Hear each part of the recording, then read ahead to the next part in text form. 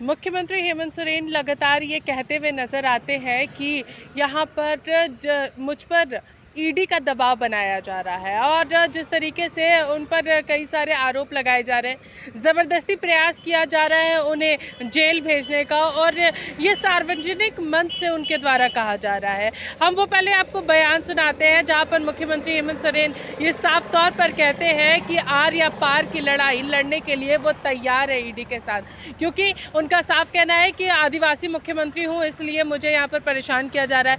जो बकाया राशि केंद्र सरकार से मांगता हूँ तो उसको लेकर के ईडी की दबिश मुझ पर दिखाई जा रही है। सीधे सबसे पहले हम आपको वो बयान सुनाते हैं जो मुख्यमंत्री हेमंत सोरेन कह रहे हैं। खाली लोग झूठ का दिग्भ्रमित करते हुए रोज कुछ ना कुछ जहर बीज बोलने का काम करता है। इसीलिए ये जात पात वाला बात करने वाला लोगों को गांव में बर्दाश्त नहीं किया जाएगा।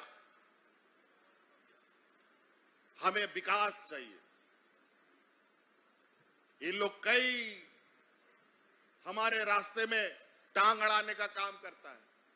हम जैसे तेजी से चलने लगते हैं, कहीं से कुछ कोर्ट कचहरी का ऑर्डर, कोई संस्था का नोटिस हम पर भिजवा देता है कि हाजिरी दो। अब तो हम भी सोच लिया है, अब तो सीधा होगा लड़ाई, देखा जाएगा इस पार या उस पार।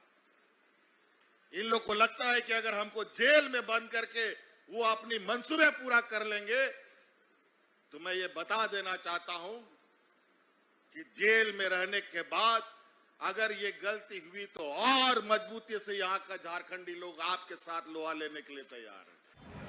तो आप लोगों ने यहाँ पर मुख्यमंत्री हेमंत सोरेन को सुना, जहाँ पर उन्होंने साफ तौर पर कहा है कि अब वो आर पार की लड़ाई लड़ने के लिए तैयार हो चुके हैं। वहीं दूसरी ओर भारतीय जनता पार्टी के प्रवक्ता प्रत्युल शाहदेव ने मुख्यमंत्री पर आरोप लगाए हैं कि वो बार बार आदिवासी होने का यहाँ पर दलील देते हैं और उनका कहना है कि केंद्र सरकार के पास अब झारखंड राज्य का कोई भी रेवेन्यू बकाया नहीं रह गया है, जो कि उनका साफ यहाँ पर आपको हम वो बयान सुनाते हैं जो प्रत्युल शाहदेव यहाँ पर मुख्यमंत्री हेमंत सोरेन के ऊपर आरोप लगाते हुए नजर आ रहे हैं। मित्रों, आप लोगों ने मुख्यमंत्री जी का एक बयान देखा कि एक साजिश की जा रही है उनको जेल भेजने की, और उन्होंने कहा उसके पीछे का लॉजिक था कि हम जब भी केंद्र से अपनी बकाया राशि मांगते हैं तो इस तरीके से मुझे जेल भेजने की साजिश की जाती है। तो माननीय मुख्यमंत्री जी को याद दिलाना चाहेंगे कि विधानसभा की प्रोसीडिंग को पलट कर देख लें। उनके ही माननीय वित्त मंत्री रामेश्वर उरांव जी का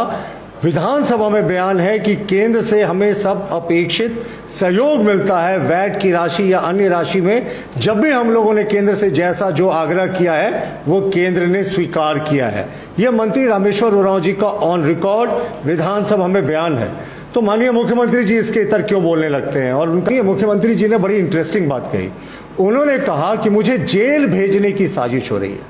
भाई, हम उनसे जानना चाहते हैं माननीय मुख्यमंत्री जी, आपकी झारखंड पुलिस 41A का हजारों नोटिस हर एक महीने में जारी करती है, तो उसमें तो कोई नहीं कहता कि हमको जेल भेजने की साजिश हो रही है। तो एक केंद्रीय एजेंसी ने आपको नोटिस जारी किया, तो इसमें आपको कैसे लग रहा है कि आप जेल जा रहे हैं? क्या आप अपनी अंतरात्मा की आवाज से इस बात को बोल रहे हैं कि आप जेल जा रहे हैं? क्योंकि कहते हैं ना कि आदमी बाहर कुछ भी कर ले, उसकी अंतरात्मा में उसको सारी सच्चाई पता होती है कि उसने क्या गलत किया और इस गलती का अंजाम क्या होगा। तो शायद मुख्यमंत्री जी यहां पर अपनी अंतरात्मा की आवाज से जेल जाने की बात को कह रहे हैं। आप लोगों ने यहाँ पर साफ तौर पर सुना कि किस तरीके से प्रत्युल शाहदेव यहाँ पर कहते हुए नजर आ रहे हैं कि विधानसभा की प्रोसीडिंग में वित्त मंत्री रामेश्वर राव ने साफ तौर पर कहा है कि अब केंद्र सरकार के पास झारखंड का कोई भी बकाया मौजूद नहीं है। और साथ ही साथ उन्होंने ये भी कहा है कि वित्त मंत्री ये भी कहते हैं कि केंद्र सरकार हर तरीके से उनकी मदद कर रही है, हर तरीके का सहयोग पहुंचा रही है। तो मुख्यमंत्री इससे विपरीत क्यों कह रहे हैं? और साथ ही साथ उन्होंने कहा कि आदिवासी चेहरे की कोई बात नहीं है, आपके मन में वो बात नज़र आ रही है, इसलिए आप ये कह रहे हैं कि मुझे जेल भेजने का प्रयास किया जा रहा है। ये सिंपल सी एक प्रोसीडिंग है जहाँ पर आपसे कुछ चीज़ों को लेकर के पूछताछ ईडी करना चाहती है।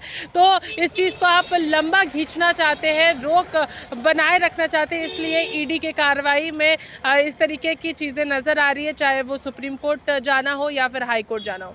फिलहाल इस पूरे खबर में हमारे साथ इतना ही। सहयोगी मुकेश के साथ मैं पूजा दुबे, लाइव इंडिया, रांची।